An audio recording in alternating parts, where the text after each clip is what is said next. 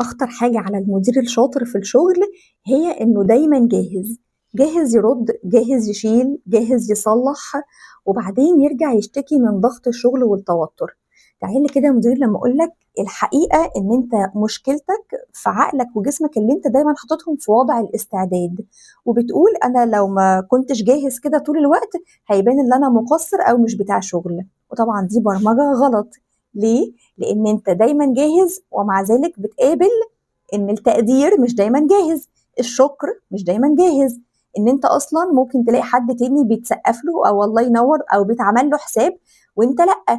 ليه؟ عشان أنت جيت على نفسك وعقلك وجسمك. خطوة عملية تقدر تعملها من النهارده، قرر يوم في الأسبوع وتبلّغ الناس عندك في الشغل أنا هاروّح النهارده ومش هارُد على أي اتصالات ولا هاتابع أي جروبات على الواتساب.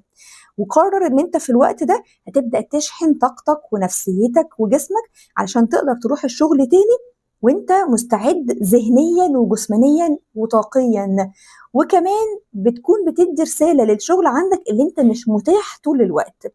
ولو أنت عاوز تعرف أكتر عن إزاي تاخد قرار باتزان، إزاي تbrand your presence وتظهر شغلك أكتر، إزاي تتعامل مع الأنماط الصعبة، في جروب تليجرام معمول للمديرين فقط الاستثنائيين اللي زيك اللي حابين طول الوقت يتطوروا ويشتغلوا على نفسهم. دوس على اللينك في أول comment وانضم للجروب دلوقتي.